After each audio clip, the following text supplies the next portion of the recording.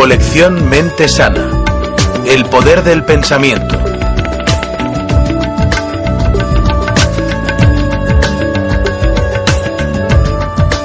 El doctor Deepak Chopra, líder de renombre mundial en el campo de la medicina cuerpo-mente, tras enseñar en la Facultad de Medicina de la Universidad de Tufts, Boston, fue jefe del personal médico del New England Memorial Hospital. Es autor de éxito de 12 libros, entre ellos Cuerpos sin edad, Mentes sin tiempo y Curación cuántica, y el director del Instituto de Medicina Cuerpo-Mente de San Diego, California. Muchas gracias. Es un gran honor estar aquí hoy y un privilegio poder compartir estos conocimientos. También es un signo de nuestros tiempos el hecho de que estemos preparados para recibirlos. Si consideramos los últimos 10, 15 años de la revolución que hemos dado en llamar revolución de la medicina cuerpo-mente, es obvio que hemos asistido a un desarrollo secuencial de los conocimientos en esta área.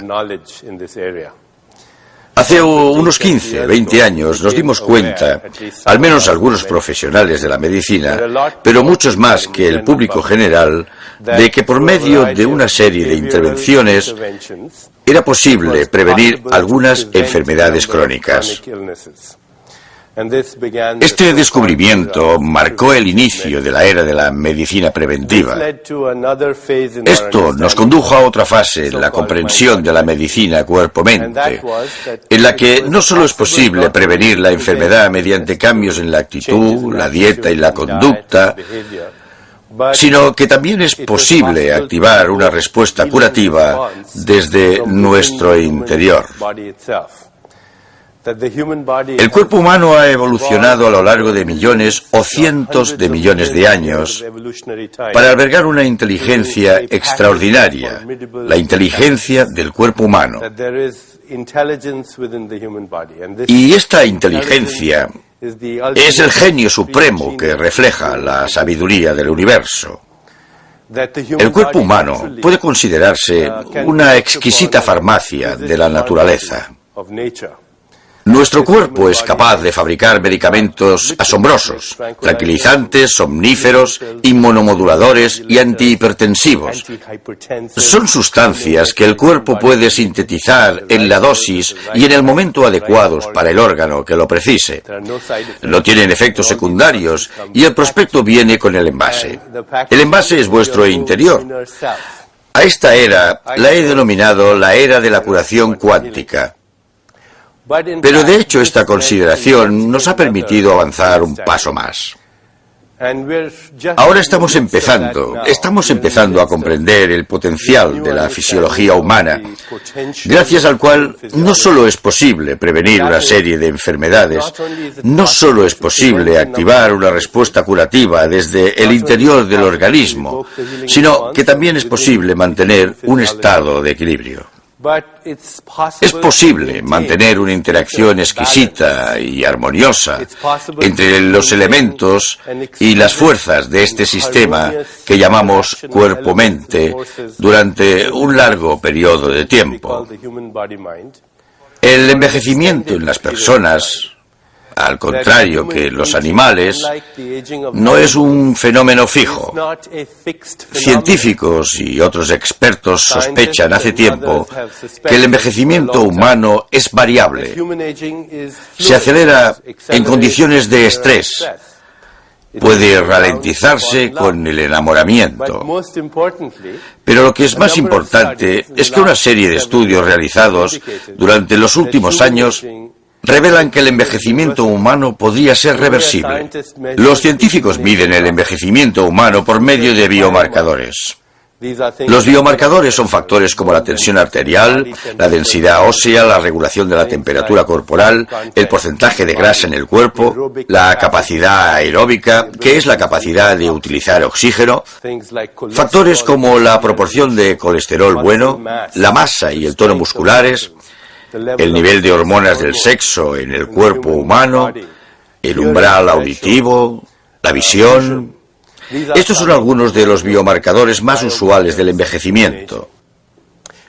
Y una serie de estudios realizados en los últimos años han revelado que es posible cambiar estos biomarcadores en la dirección opuesta, lo que llevaría a la extraordinaria conclusión de que lo que conocemos como edad cronológica no tiene por qué ser equivalente a la edad biológica. Hemos descubierto que una persona puede tener 25 años biológicamente, pero cronológicamente es mucho mayor. Cronológicamente tiene 50 o 60 años, pero se encuentra física y mentalmente en forma. Al medir sus biomarcadores, su edad biológica es muy inferior.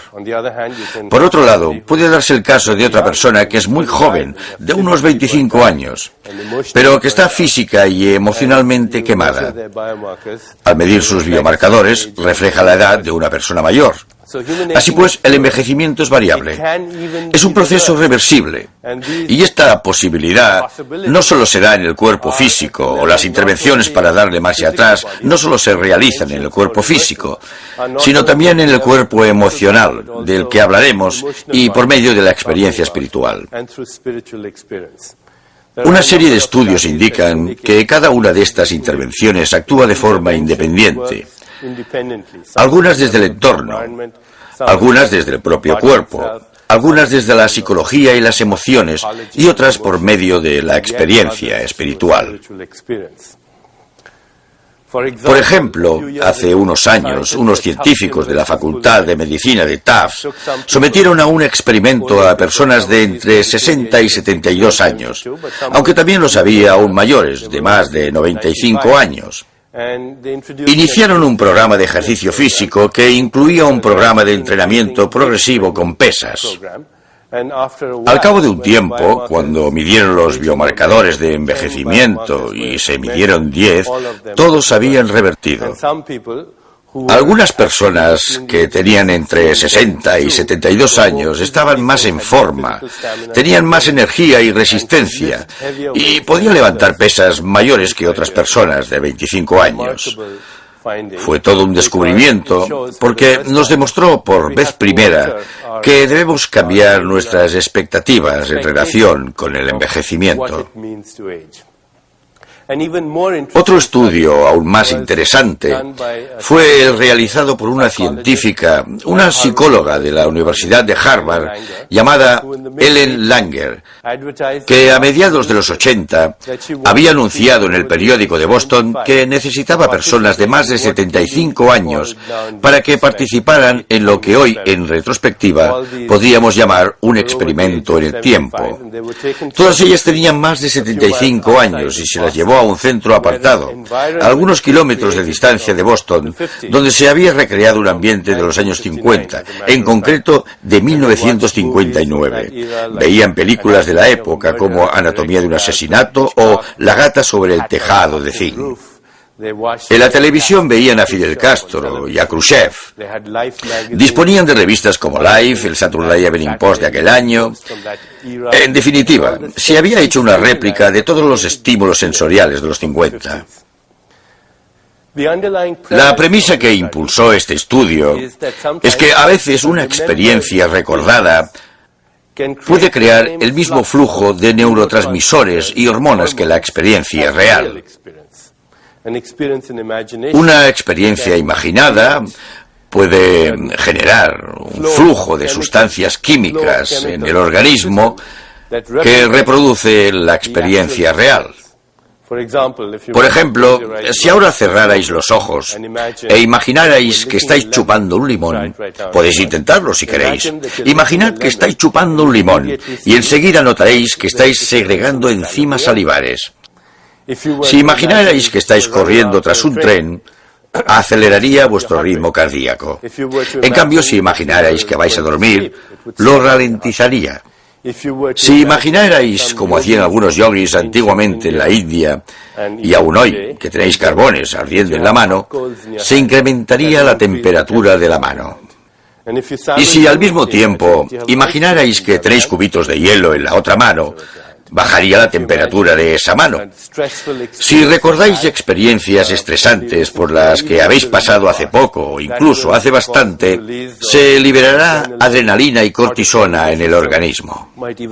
Hasta podría generarse ácido hidroclórico en el estómago y causaros acidez. Así pues, hace tiempo que se sabe que una experiencia recordada puede desencadenar el mismo flujo de neurotransmisores y la misma liberación de sustancias químicas en el organismo que una experiencia real. La doctora Langer pidió a las personas del experimento que volvieran a los años 50. ¿Y qué ocurrió?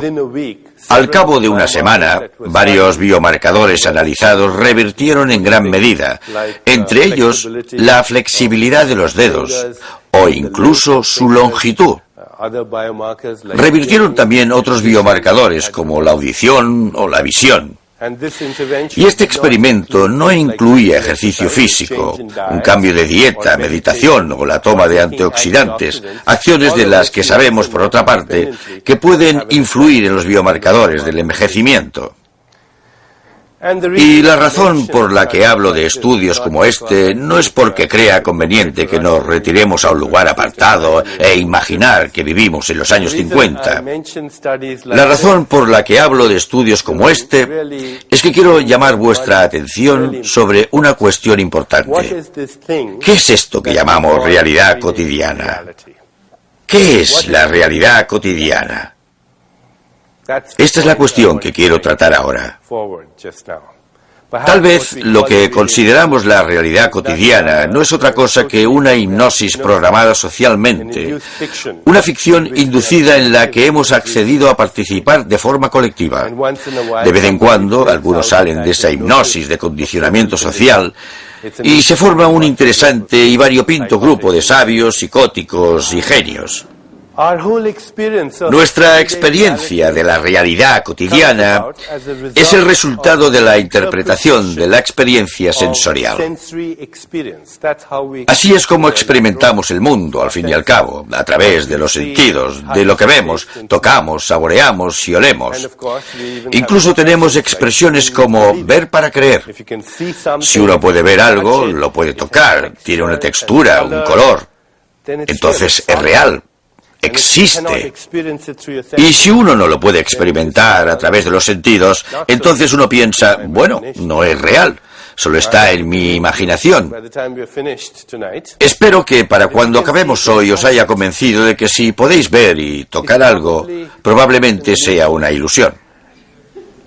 No tiene una realidad intrínseca.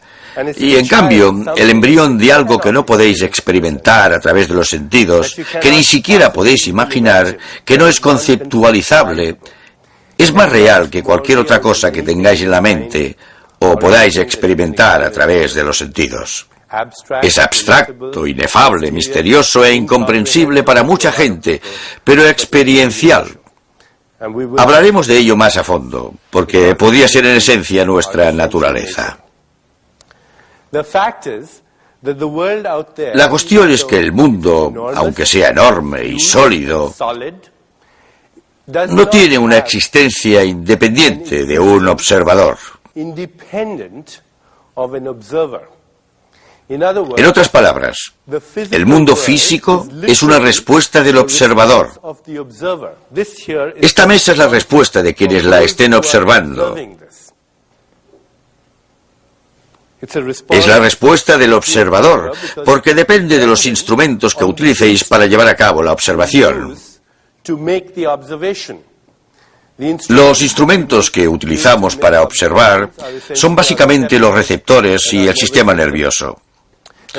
Y la forma en que utilizamos estos instrumentos y la forma en que hemos aprendido a utilizarlos nos proporciona una determinada imagen de la realidad. Y creemos que esa imagen de la realidad es la realidad, pero lo que quiero demostraros hoy es que hay una diferencia entre la realidad y nuestra percepción de la realidad. Un experimento conocido entre los científicos que estudian el campo de la cognición es el de los gatitos criados en una habitación que solo tenía rayas horizontales. Estos gatitos fueron expuestos a un determinado estímulo visual el de las rayas horizontales. Otro grupo de gatitos fue criado en una habitación de rayas verticales. Una vez adultos, un grupo de gatos solo veía un mundo horizontal. El otro grupo solo veía un mundo vertical que no tenía nada que ver con la concepción de las cosas de estos gatos. Parece ser que no tenían las conexiones interneuronales, es decir, las conexiones entre neuronas para ver ya fuera un mundo horizontal o vertical. ¿Qué había pasado? Los gatos expuestos solo a estímulos horizontales hacían una interpretación. Su sistema nervioso hacía una interpretación. Quizá no fuera en inglés, quizá no fuera con acento indio, pero aún así se daba un proceso en la conciencia de estos gatos. Todo parece horizontal, así que todo debe de ser horizontal. De hecho, su sistema nervioso se había desarrollado de tal modo que acabó reforzando esa interpretación, por lo que al final lo que veían era su interpretación. Puedo aseguraros que la mayor parte de lo que vemos es una interpretación, y no hablo metafóricamente. Es una función de nuestros receptores y el modo en que hemos aprendido a utilizar esos receptores. Esto es válido para todos los seres vivos, no solo para los seres humanos. Una abeja, cuando ve una flor, como no percibe el mismo espectro de longitudes de onda de la luz que nosotros, pero ve la radiación ultravioleta, percibe esta radiación. Una abeja, cuando ve una flor, no ve la flor como nosotros, aunque perciba la miel a distancia. Una serpiente percibe su entorno mediante sensores infrarrojos. Un murciélago, gracias al eco de los ultrasonidos. Las ballenas y los delfines se desplazan gracias a la ecolocación y a la percepción de los campos magnéticos de la Tierra, igual que las palomas mensajeras y otras especies de aves. Los globos oculares de los camaleones pivotan sobre dos ejes distintos. No os podéis imaginar qué aspecto tendría esta habitación para un camaleón. Así que, ¿cuál es la verdadera imagen del mundo? ¿Cuál es su verdadera textura? ¿Cómo es en realidad? La respuesta es, depende de quién lo observe. ¿Qué clase de instrumentos utiliza? Depende de los instrumentos utilizados, el momento en que lleve a cabo la observación y la clase de preguntas que se haga cuando realice la observación. En esencia, es una respuesta del observador. La imagen del mundo no es su aspecto, es nuestro modo de verlo. Y nosotros hemos aprendido a verlo de determinada manera. Hasta ahora lo hemos mirado por medio de lo que yo llamo la superstición del materialismo. Según la superstición del materialismo, este es un mundo físico, y nosotros somos entidades físicas en el mundo físico. Esta es la superstición del materialismo. Sostiene que debemos confiar en los sentidos, cuando hasta el sentido común nos indica que los sentidos son la prueba menos fiable de la realidad. Al fin y al cabo, los sentidos nos dicen que la Tierra es plana, cosa que nadie cree ya. Los sentidos nos dicen el suelo que pisamos está quieto, si bien sabemos que está girando a una velocidad vertiginosa y que se desplaza por el universo a miles de kilómetros por hora. Los sentidos nos dicen que las cosas tienen una textura, un color, una forma, una apariencia, un color, un sabor, un olor, y tendemos a pensar que esta es la naturaleza intrínseca de las cosas. No lo es la naturaleza intrínseca del observador que realiza la observación. Por tanto, si queremos avanzar en la comprensión del cuerpo y la mente y el potencial humano, debemos deshacernos de nuestra vieja concepción de la realidad, basada en la superstición del materialismo. Debemos dejar de pensar en el cuerpo humano como una estructura anatómica rígida. Cuando fui a la Facultad de Medicina, al menos cuando fui a la Facultad de Medicina, quería conocer el significado de la vida. Esa era mi motivación para ir a la Facultad de Medicina. Y a lo primero que me enfrenté fue a un cadáver. Se suponía que debía comprender el significado de la vida por medio del examen de un cuerpo sin vida, y ese modelo es el que sigue prevaleciendo. Concebimos el cuerpo humano como una estructura anatómica rígida y concebimos la conciencia como el epifenómeno de este cuerpo material. que albergar pensamientos, sentimientos, emociones, deseos, instintos e impulsos, o enamorarse, creer en Dios, el cielo, el infierno, la salvación o la condena, es solo un baile de moléculas.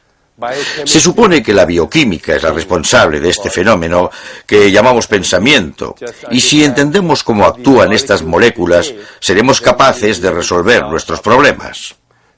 La ciencia, basada en el modelo materialista, ha intentado comprender los mecanismos de la enfermedad con la esperanza de que, si se comprenden los mecanismos de la enfermedad y se interfiere en esos mecanismos, debería ser posible eliminar la enfermedad.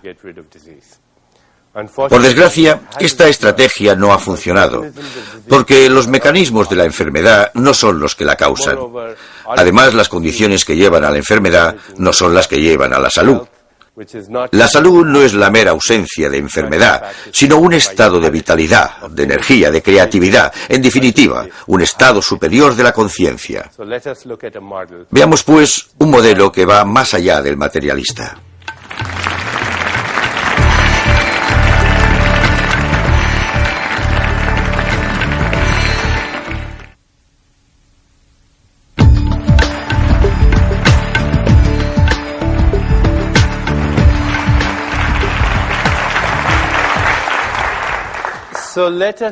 Intentemos considerar el cuerpo humano que se halla más allá de este modelo materialista. Centrarse en los mecanismos de la enfermedad e interferir en ellos puede influir en el desarrollo de la enfermedad. No hay duda al respecto. A pesar de que la medicina moderna esté basada en este eficaz modelo, se basa en la idea de que si sabemos cómo se multiplican las bacterias e interferimos en ese proceso con el antibiótico adecuado, no deberíamos volver a tener infecciones, o que si sabemos cómo se replican las células cancerosas al nivel del ADN e interferimos en ese proceso con la quimioterapia adecuada, deberíamos acabar con el cáncer. O que si sabemos cómo se une el ácido hidroclórico a sus receptores en las paredes del estómago e interferimos en ese proceso, no deberíamos tener úlceras. Este método funciona en algunos casos, y el modelo materialista es extremadamente eficaz en el tratamiento de enfermedades agudas. Pero si consideramos el espectro global de enfermedades en la sociedad, vemos que el modelo materialista no altera de forma significativa la incidencia general de la enfermedad en la sociedad, su incidencia, morbilidad y mortalidad. De hecho, cuando se trata una enfermedad, a veces se siembran inadvertidamente las semillas de una enfermedad futura. Se ha calculado que 1,5 millones de personas en Estados Unidos padecen anualmente de infecciones resistentes a antibióticos contraídos solo en hospitales. De hecho, miles de pacientes mueren de esas infecciones. Unos estudios han revelado que gastamos más de 3.000 millones de dólares al año en el tratamiento de infecciones iatrogénicas, es decir, infecciones contraídas en hospitales. Que la causa número 1 de la drogadicción en el mundo no son las drogas que se venden en la calle, sino las recetas prescritas por médicos. Que a pesar del hecho de que haya más investigadores del cáncer que enfermos de cáncer, la incidencia de esta enfermedad ha aumentado durante los últimos 30 años. Un médico amigo mío me comentó hace unos años que había más gente que vivía del cáncer que la que moría debido a él. Un estudio publicado hace unos años en el New England Journal of Medicine reveló que en un hospital universitario el 36% de los pacientes padecían de enfermedades iatrogénicas, es decir, enfermedades debidas a una intervención médica, enfermedades contraídas durante la hospitalización o una visita al médico. También se ha calculado que entre el 30 y el 50%, y en algunos estudios hasta el 80% de la población de Estados Unidos, Gran Bretaña y Canadá, toma un medicamento prescrito cada 24 horas. Así pues, yo opino que algo no funciona en este modelo materialista que es muy eficaz en el tratamiento de la enfermedad aguda, pero que también nos hace creer que la solución a nuestros problemas reside en una pastilla mágica, una solución instantánea, una solución mágica que tiene efecto al instante, porque conocemos los mecanismos de la enfermedad. Como he dicho antes, los mecanismos de la enfermedad no son los condicionantes de la enfermedad, y estos, a su vez, no son los de la salud. Si queréis comprender los condicionantes de la salud, hay que plantearse una cuestión más profunda. ¿En qué consiste la vida? La vida, no solo como se manifiesta en nuestro cuerpo y mente, sino la vida en esencia, tal como se manifiesta en todas las formas de vida. ¿En qué consiste la vida? La ciencia trata de definirla por medio de sus manifestaciones, sus mecanismos. Hace poco le pregunté a un científico amigo mío, un médico, ¿sabrías definir la vida? Y él me contestó, sí, claro, es una enfermedad de transmisión sexual incurable. Si queréis conocer el significado de la vida, creo que tenemos que indagar un poco más. El cuerpo humano es un río de inteligencia, de energía, de información. Y se está renovando constantemente en cada momento de nuestra existencia. El filósofo griego Heráclito dijo, no se puede bañar uno 2 veces en el mismo río porque el agua fluye. Y del mismo modo lo hace el yo, el verdadero yo. Y ahora averiguaremos quién es el verdadero yo. El verdadero ya no puede meterse en el mismo cuerpo 2 veces, porque a cada momento de nuestra existencia se renueva con más facilidad, menos esfuerzo y más espontaneidad de lo que necesitamos para cambiarnos de ropa.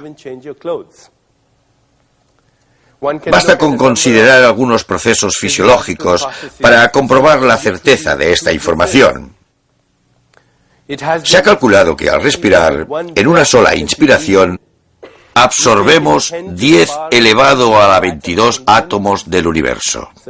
Es una cantidad ingente de materia prima que procede de la naturaleza y acaba formando células del corazón, el cerebro, los riñones, etc. Al expirar se expelen 10 elevado a la 22 átomos que provienen de las células del organismo. Uno expele fragmentos de tejidos del corazón, los riñones y el cerebro, por lo que en teoría compartimos nuestros órganos con los demás todo el tiempo. El gran poeta americano Walt Whitman dijo, cada átomo que os pertenece también me pertenece. Cada átomo que os pertenece también me pertenece.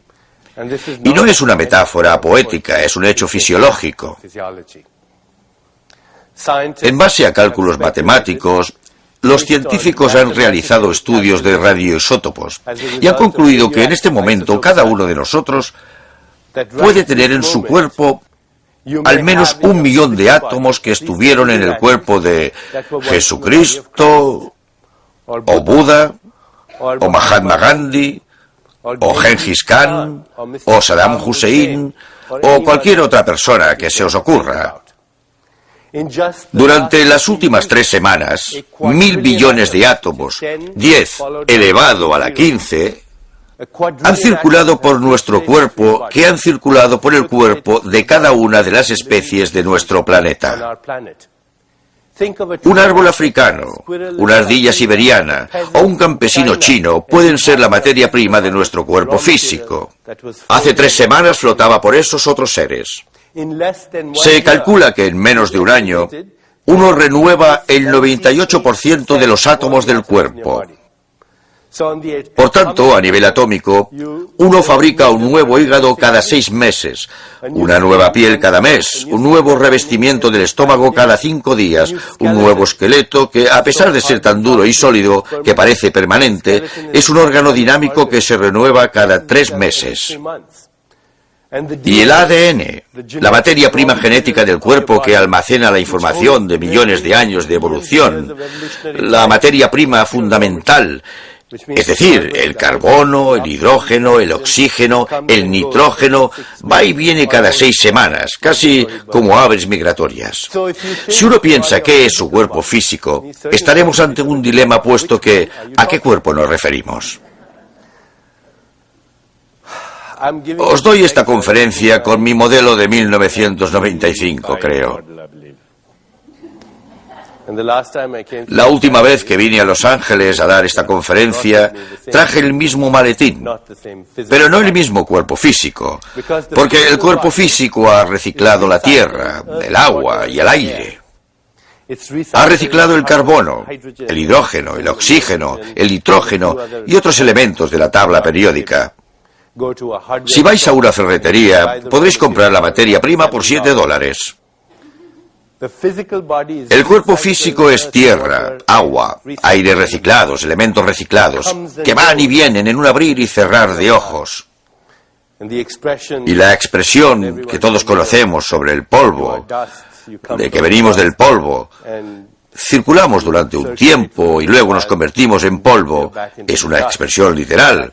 Somos polvo. Estamos hechos de polvo. Me gustaría sugeriros una posible alternativa de vernos a nosotros mismos.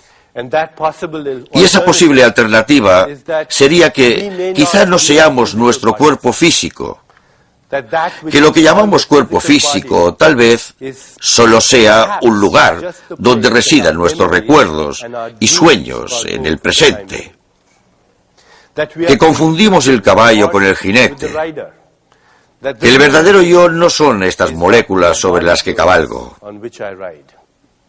En una de sus obras, William Shakespeare utiliza esta expresión: estamos hechos de la materia de la que están hechos los sueños. Tal vez no sea una metáfora poética, tal vez sea un fenómeno fisiológico.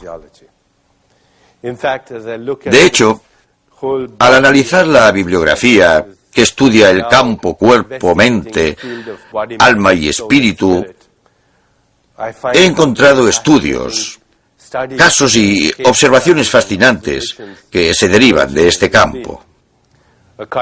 Un cardiólogo amigo mío llamado Dr. Bruno Cortés, de la ciudad de Chicago, informó hace poco del caso de una mujer joven de unos 30 años que acababa de someterse a un trasplante de corazón. Poco después de la operación, al recuperarse de la anestesia general, sintió fuertes antojos de nuggets de pollo y cerveza. Al mismo tiempo, tenía sueños en los que veía a una persona, y esta persona conversaba con ella y le decía que se llamaba Timmy, lo que fuera, que la quería, que le tenía el corazón robado.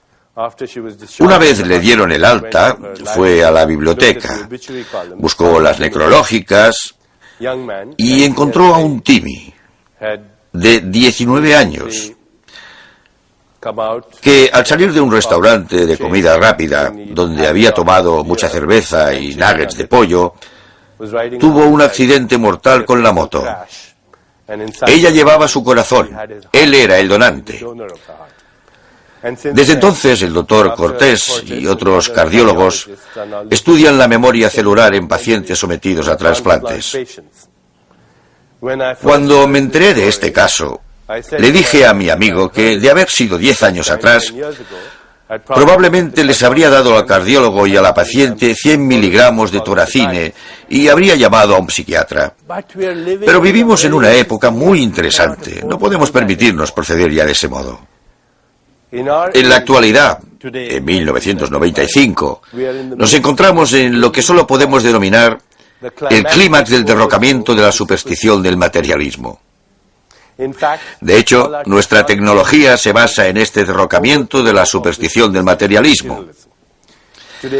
Hoy en día, si podemos utilizar un fax, escuchar un programa de radio o ver la televisión, es porque la tecnología se basa en una premisa básica descubierta por los científicos. Esta premisa básica es que la naturaleza esencial del mundo material es que no es material. La materia esencial del universo es la no materia. Estas tecnologías no habrían sido posibles si los científicos no hubieran perforado la máscara de la materia. Estas tecnologías no habrían sido posibles si los científicos no hubieran perforado la máscara de la materia para penetrar en el mundo de la energía y la información. La materia esencial del universo es la no materia. Lo que es interesante es que no se trata simplemente de no materia. Podría ser no materia inteligente. Si acudiéramos a un buen físico, uno especializado en cuántica, podríamos preguntarle acerca de la verdadera naturaleza de los seres físicos. Él contestará que no son físicos, que el cuerpo humano está formado por átomos. Los átomos, a su vez, por partículas subatómicas que se mueven a grandes velocidades por espacios enormes. Y estas partículas subatómicas, aunque las llamemos partículas, no son entes reales. Son fluctuaciones de energía e información en un enorme vacío. Visto a través de los ojos de un físico, el cuerpo humano en proporción está tan vacío como el espacio intergaláctico. Si pudiéramos verlo tal como es realmente, veríamos un enorme espacio vacío con algunos puntos dispersos y descargas eléctricas aleatorias. Porque, en realidad, el 99,99% del cuerpo humano es, en su mayor parte, espacio vacío. Y el 0,01% que percibiríamos como material también es espacio vacío. En otras palabras, el universo está hecho de la nada. Si vamos más allá de la fachada de las moléculas, entramos en una nube subatómica. Si vamos más allá de la nube, acabaremos en un montón de nada. Entonces la pregunta es, ¿qué es esta nada de la que procedemos? ¿Qué es esta nada de la que procedemos todos? El gran poeta sufí Rumi, que vivió en el Líbano, en el Oriente Medio, hace 1000 años, dijo: girando salimos de la nada, estrellas en expansión como el polvo.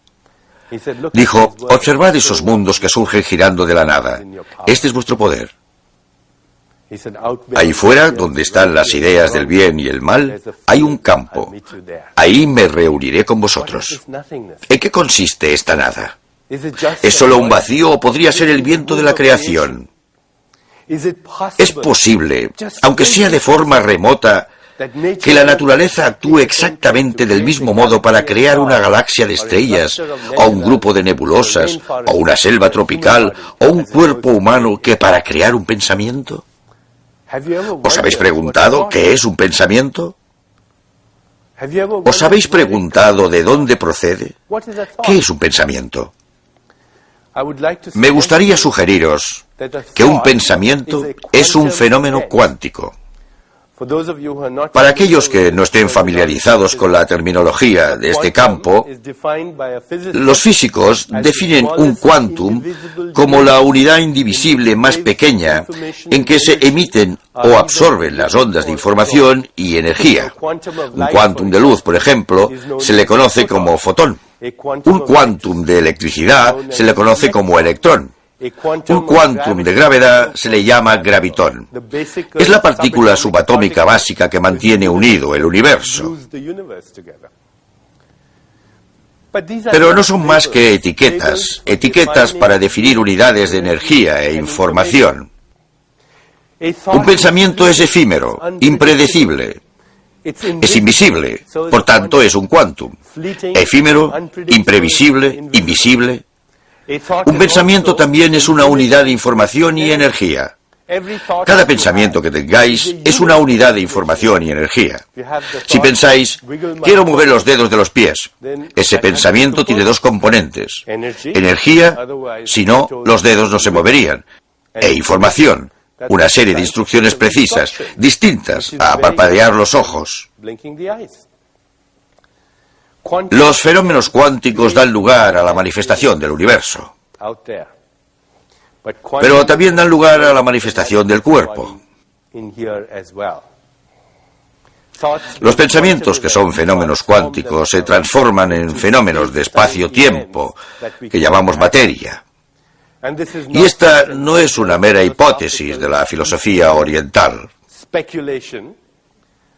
Tiene fundamento científico. Hace 15, 20 años que sabemos que los pensamientos tienen sustratos bioquímicos, que las emociones, los sentimientos, los deseos, los instintos, los impulsos y los recuerdos pueden transformarse en fenómenos bioquímicos. A estos mensajeros bioquímicos de nuestro interior se les identificó como neuropéptidos porque fueron hallados en el cerebro y son proteínas.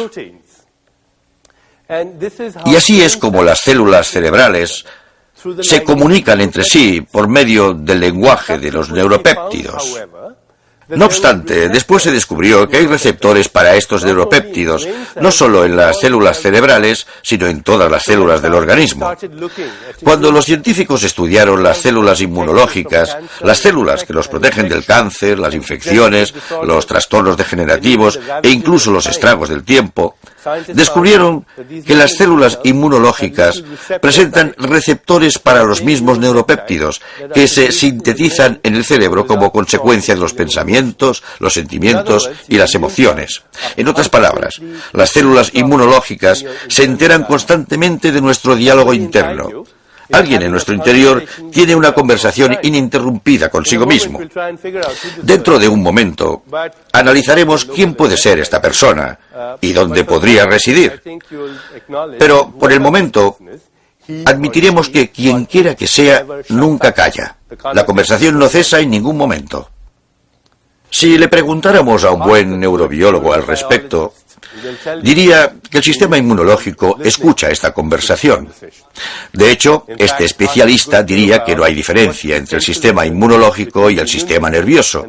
Afirmaría que el sistema inmunológico es un sistema nervioso en circulación. Y por si eso no fuera suficientemente intrigante e interesante, el mismo fenómeno tiene lugar en el resto de células del organismo. Si uno dice que siente un extraño presentimiento en las tripas, no está hablando metafóricamente, sino literalmente. Las tripas sintetizan las mismas sustancias que el cerebro cuando produce pensamientos, cuando fabrica pensamientos. De hecho, uno podría fiarse un poco más de sus tripas, porque las células de las tripas no han evolucionado al estadio en que dudan de sus pensamientos. Lo que trato de decir es que este cuerpo de moléculas, en realidad, es la experiencia objetiva de la conciencia. Y la mente es la experiencia subjetiva de la conciencia. Pero los dos son inseparables. Son el mismo fenómeno bajo diferentes disfraces. Experimentamos la información y la energía. Y ello no debería ser tan difícil de entender hoy, porque vivimos en un mundo de información y energía. Hoy la tecnología es tecnología de la información. Experimentamos la información y la energía subjetivamente a través de la mente. Y experimentamos la información y la energía objetivamente a través del cuerpo, pero también a través del mundo físico. El mundo físico exterior está formado por información y energía que experimentamos a través de nuestros sensores. Nuestros sensores son transductores que convierten la información y la energía en sabores, texturas, formas y colores.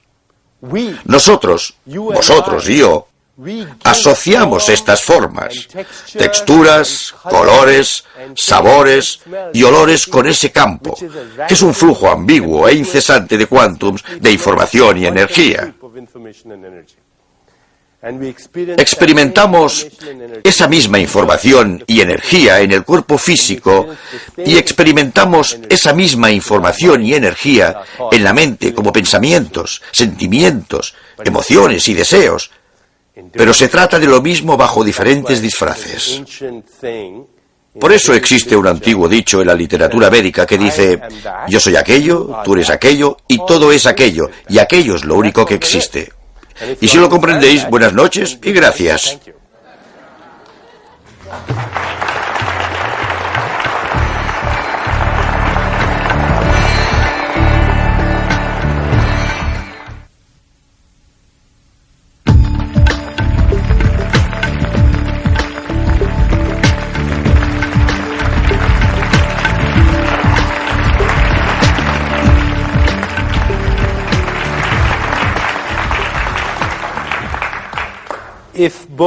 Si tanto el cuerpo como la mente son redes de energía e información de una realidad más abstracta, entonces La siguiente pregunta es, ¿en qué consiste ese campo abstracto de donde se generan la información y la energía? Volveré enseguida sobre este tema, pero ahora quiero deciros que comprender la inseparabilidad entre la mente y la materia, no solo en nuestra fisiología, sino también en la de la naturaleza, es crucial para nuestra supervivencia, no solo como especie, sino para la supervivencia del planeta. Hablo en serio. Hemos pasado por una historia evolutiva turbulenta, y cualquiera que conozca el concepto de la evolución darwiniana conocerá la noción de la supervivencia de los más adaptados. Esta expresión, referida a nuestra especie, era oportuna cuando vivíamos en tribus de cazadores y recolectores en los bosques y teníamos que defendernos de los depredadores. Pero ahora, como estaréis de acuerdo, nuestra especie se ha convertido en el mayor depredador del planeta. Si conocéis la historia de los depredadores, sabréis que están condenados a la extinción. Si queremos sobrevivir como especie y garantizar la continuidad del planeta, necesitamos una clase de evolución distinta a la evolución darwiniana. Jonas Salk, el gran científico, filósofo y humanista, ha acuñado la expresión evolución metabiológica. La evolución física ha finalizado. Nos encontramos en una nueva fase evolutiva, la evolución de la conciencia y, en última instancia, la evolución de la conciencia de la conciencia. A Jonas Salk también debería atribuírsele haber acuñado el término supervivencia de los más inteligentes, en lugar de la supervivencia de los más adaptados. Y para que esa nueva fase evolutiva se despliegue como una realidad concreta en nuestros tiempos, creo que es importante saber ¿qué es la conciencia? ¿Qué es la mente? ¿Qué es la materia? ¿Y cuál es la conexión entre las tres? Posiblemente no haya conexión, forman una unidad inseparable. Hace unos cuantos años, cuando me inicié en el campo de la medicina cuerpo-mente, y se estaba consolidando una nueva disciplina médica llamada psiconeuroinmunología, conocí un interesante experimento realizado por un científico en los Institutos Nacionales de la Salud. El experimento consistía en inyectar en ratones poli-IC una sustancia que estimula el sistema inmunológico, al menos en los ratones. Después les hacía oler alcanfor a los ratones. Al cabo de un tiempo, cuando los ratones olían alcanfor, estimulaban su sistema inmunológico. Otros científicos utilizaron otra especie de ratones y les administraron ciclofosfamida, una sustancia tóxica que destruye el sistema inmunológico, al tiempo que les hacían probar sacarina. Estos ratones, al solo olor de la sacarina, comenzaban a destruir su sistema inmunológico. Interesante situación. Un grupo de ratones olía alcanfor y estimulaba su sistema inmunológico. Otro grupo de ratones probaba sacarina y destruía el suyo. ¿Cuál es la diferencia fundamental entre la supervivencia y la muerte de estos ratones? Si exponemos a un grupo a bacterias, tendrán una infección. Si se les administra carcinógenos, desarrollarán cáncer, y en el otro no ocurrirá nada. ¿Cuál es la diferencia fundamental? Radica en la interpretación del recuerdo del olor al alcanfor o del sabor de la sacarina. La diferencia fundamental, al menos en este modelo de experimento, parece ser la interpretación de un recuerdo. ¿Podría ser relevante para nosotros? Un psicólogo calcula que una persona podría tener de promedio unos 60.000 pensamientos al día.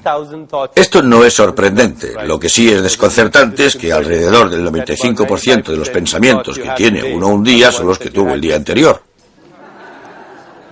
Nos hemos convertido literalmente en manojos de reflejos condicionados y nervios que son estimulados constantemente por personas y circunstancias y que dan lugar a conductas predecibles, reflejos bioquímicos predecibles y fenómenos predecibles en este cuerpo.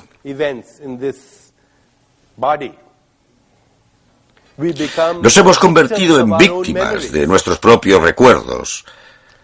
que evocamos una y otra vez. La ironía, por supuesto, es que mi suplicio de hoy es el remanente de ayer. Creo que es crucial comprender aquí cómo sería posible cambiar los fenómenos bioquímicos, fisiológicos y experimentales. Si estas transformaciones en el organismo vienen condicionadas por la energía y la información, y si la energía y la información vienen condicionadas por la interpretación, los pensamientos, los sentimientos y las emociones, entonces, quizá observando este proceso, seremos capaces de influir en las expresiones de estos estados de energía e información, las expresiones bioquímicas, las expresiones de conducta, etc. Podríais preguntaros si realmente sustituimos el 98% de los átomos del cuerpo y fabricamos un nuevo cuerpo una vez al año. Entonces, ¿por qué continuamos teniendo artritis? ¿Por qué sigo teniendo arterias bloqueadas? Y la respuesta podría ser que, debido al condicionamiento, generamos los mismos impulsos de información y energía, que no son exactamente los mismos pensamientos, sentimientos, emociones e ideas, pero sí mantenemos las mismas conductas, los mismos hábitos en la dieta, la misma experiencia sensorial del mundo. En consecuencia, engendramos los mismos estados de información y energía que desencadenan los mismos procesos bioquímicos y fisiológicos, las mismas conductas y, en última instancia, los mismos efectos patológicos. Existe una expresión magnífica en la ciencia védica, la ciencia de la Ayurveda, la ciencia de la vida que nos viene de una tradición muy antigua. La expresión es: utilizo los recuerdos, pero no permito que los recuerdos me utilicen. Esta es una expresión muy interesante, porque aquí podríamos tener la clave de lo que quizá constituya la respuesta curativa. Utilizo los recuerdos, pero no permito que los recuerdos me utilicen. Claro que hay que recurrir a los recuerdos, de lo contrario no encontraríamos el camino de vuelta a casa esta noche. Pero cuando uno permite que los recuerdos lo utilicen, se convierte en víctima en vez de creador. Dejar que los recuerdos lo utilicen a uno es estar en un estado de reacción constante. Y utilizar recuerdos para crear respuestas que son creativas en el campo de posibilidades es convertirse en un creador. Es la diferencia esencial entre lo que en tradiciones espirituales se ha llamado esclavitud y libertad. La esclavitud sería hacia nuestros recuerdos y la libertad desde nuestros recuerdos. Profundizaré en el tema dentro de un rato. De momento quería establecer las bases de esta inseparabilidad de la mente y la materia y cómo influye en la salud. Otro experimento fascinante, publicado en el Journal Science en 1980, consistía en el estudio por parte de científicos de la Universidad Estatal de Ohio del metabolismo del colesterol en los conejos. Administraron a los conejos dietas muy altas en colesterol. Al cabo de un tiempo, comprobaron la elevación del colesterol y la arteriogénesis, que es el endurecimiento de las arterias, y para su asombro, descubrieron que un grupo de conejos no desarrollaba el mismo nivel de arteriosclerosis o hiperlipidemia, aunque tuvieran la misma dieta. De hecho, se registraba un 60% menos en la incidencia de hiperlipidemia y sus complicaciones. No sabían por qué se daba esa diferencia, hasta que alguien averiguó que el encargado de dar de comer a los conejos, en lugar de arrojarles la comida, les sacaba de las jaulas, les acariciaba y les abrazaba. Les susurraba cosas cariñosas al oído. Como consecuencia de esta experiencia de amor, y si no os gusta la palabra, podéis llamarlo flujo de información y energía. Como consecuencia de esta nueva experiencia, los conejos transferían el colesterol por una vía metabólica completamente diferente. Esto marcaba la diferencia entre la vida y la muerte en relación a la causa mortal número 1 de nuestra civilización, como sabréis, la enfermedad cardiovascular. Así, pues, aunque es importante lo que comemos, parece que nuestro estado de conciencia cuando comemos influye en las vías metabólicas de los alimentos, una cuestión que la ciencia aún no ha reconocido. Desde un punto de vista puramente científico, la conciencia no desempeña ningún papel en la nutrición, y sin embargo, la conciencia podría ser uno de los determinantes cruciales del propio metabolismo de los alimentos. Leí otro estudio fascinante hace unos años en el Journal Pediatrics. Científicos e investigadores de la Facultad de Medicina de la Universidad de Miami estudiaban la capacidad de desarrollo en bebés prematuros, nacidos entre 8 y 10 semanas antes de lo previsto. Repartieron los bebés en dos grupos. En un grupo, las cunas tenían orificios a través de los cuales un investigador podía meter la mano y acariciar al bebé unas 3 veces durante aproximadamente 15 minutos. Claro que no lo llamaban caricias, sino estimulación táctil y kinestésica, el término médico orwelliano para caricias. Dios nos libre de llamarlo amor. Los bebés que recibieron la estimulación táctil y kinestésica ganaron de promedio hasta un 49% más de peso al día con la misma alimentación, lo que llevó a los investigadores a concluir que la estimulación táctil y kinestésica es una estrategia rentable, porque se ahorran $3.000 por paciente. Ganaban peso mucho más rápido.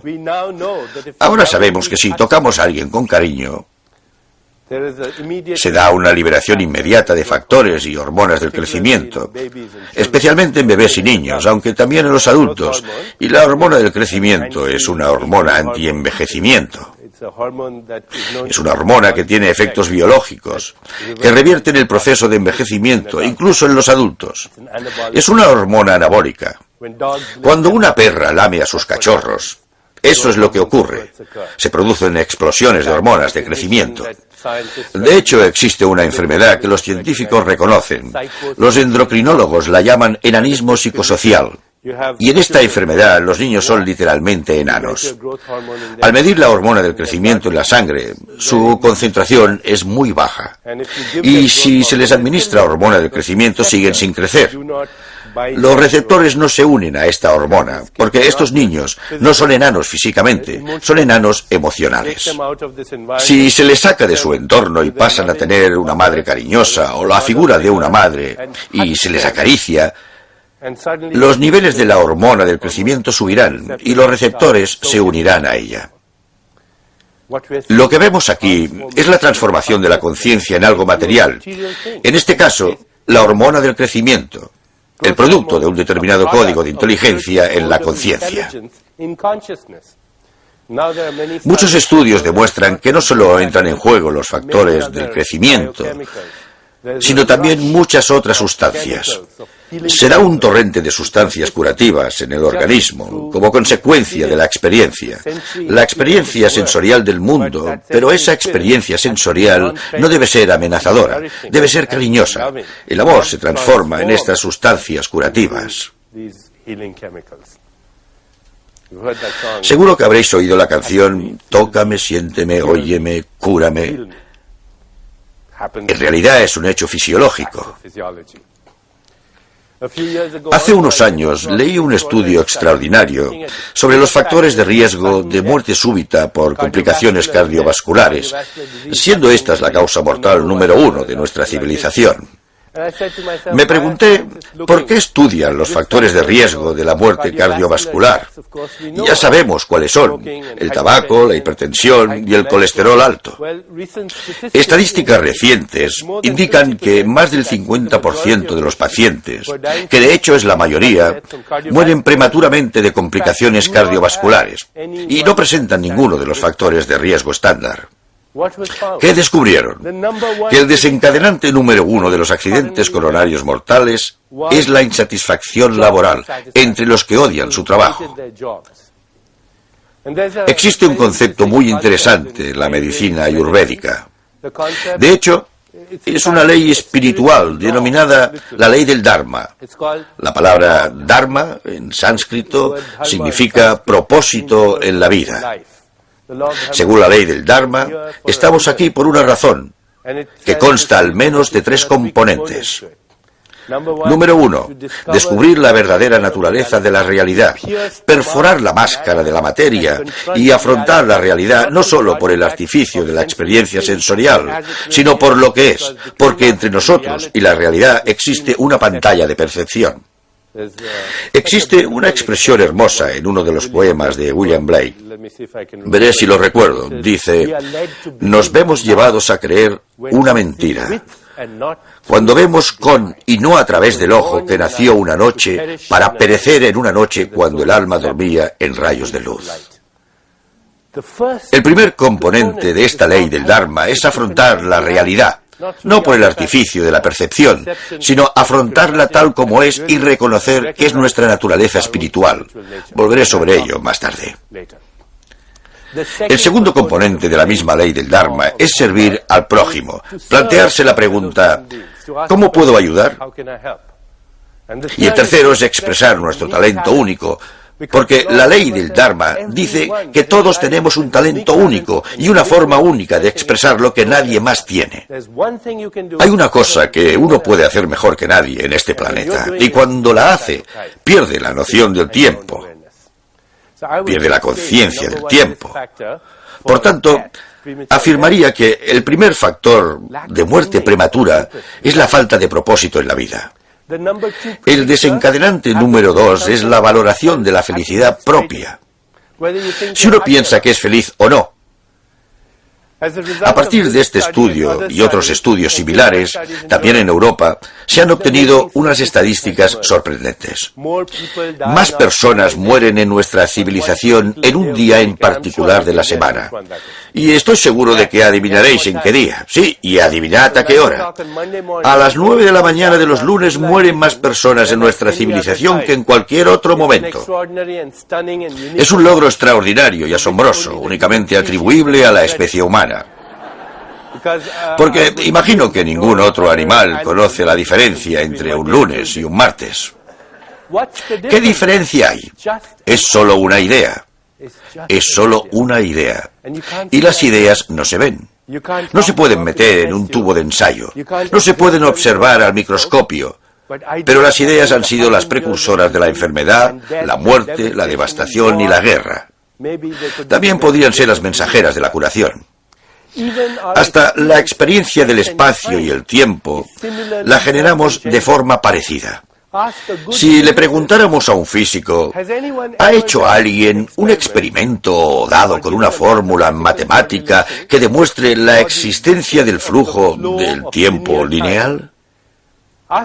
Si se lo preguntáramos a un físico, nos dirá que no se ha hecho ningún experimento, ni se ha dado con ninguna fórmula. Que el flujo del tiempo lineal es un fenómeno creado por el sistema nervioso. En un universo en el que el pasado, el presente y el futuro coexisten en un campo de todas las posibilidades. Que la experiencia del tiempo lineal es la forma de la naturaleza de evitar que experimentemos todo a la vez, que es en realidad lo que sucede.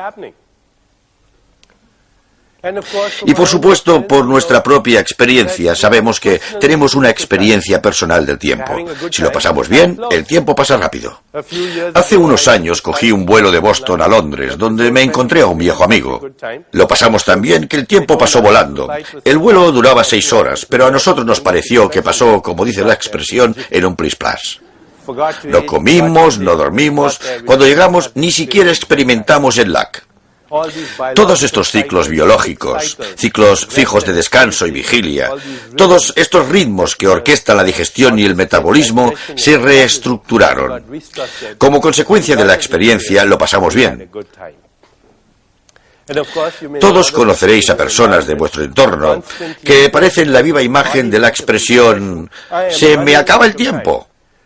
Ven el mismo reloj que todos, pero para ellos va mucho más rápido. Si las examináramos, veríamos que tienen un reloj biológico acelerado, ritmos cardíacos más rápidos y plaquetas con altos niveles de adrenalina, plaquetas que se acurrucan de miedo, así como altos niveles de otras hormonas del estrés. Cuando de repente mueren de un infarto prematuro, entonces claro que se les ha acabado el tiempo. Y luego conocemos a personas cuyo diálogo interno parece que sea: tengo todo el tiempo del mundo. Tienen un reloj biológico más lento. Todos lo hemos experimentado alguna vez. Quizá estábamos enamorados, quizá hacíamos el amor, o quizá contemplábamos la eternidad entre las nubes mirando las estrellas. Quizá caminábamos por la playa, quizá escuchábamos música exquisita, quizá rezábamos, y de repente perdimos la noción del tiempo. Como cuando una persona dice que la belleza de una montaña es increíble, que el tiempo se quedó parado. ¿Qué es esta experiencia cuando el tiempo se para? ¿Qué es esta experiencia? Abraham Maslow, el gran psicólogo americano, dijo que es una experiencia clímax. Las antiguas tradiciones la han llamado la experiencia de la conciencia unitaria. La conciencia unitaria implica que el observador y el objeto observado se convierten en uno, se unifican en una unidad de experiencia. El espectador y el paisaje se convierten en uno, el conocedor y el objeto de conocimiento se convierten en uno. El observador y lo observado se convierten en uno. Son la misma cosa bajo diferentes disfraces. También es la experiencia del amor, pero amor no como mero sentimiento, amor como la verdad última en el corazón de la creación. El poeta indio Rabindranath Tagore dijo: la misma corriente de vida que recorre el mundo y baila a ritmos acompasados recorre mis venas día y noche. Es la misma vida que estalla de alegría a través del polvo de la tierra en forma de briznas de hierba y ráfagas tumultuosas de flores. Es la misma vida mecida en la cuna del mar del nacimiento y la muerte, en las mareas, y mis miembros se sienten magníficamente al contacto con este mundo de vida, y siento la vibración vital de los tiempos bailando en mi sangre en este momento. Esa es la experiencia de atemporalidad, la pérdida de la noción del tiempo para llegar a la conciencia unitaria.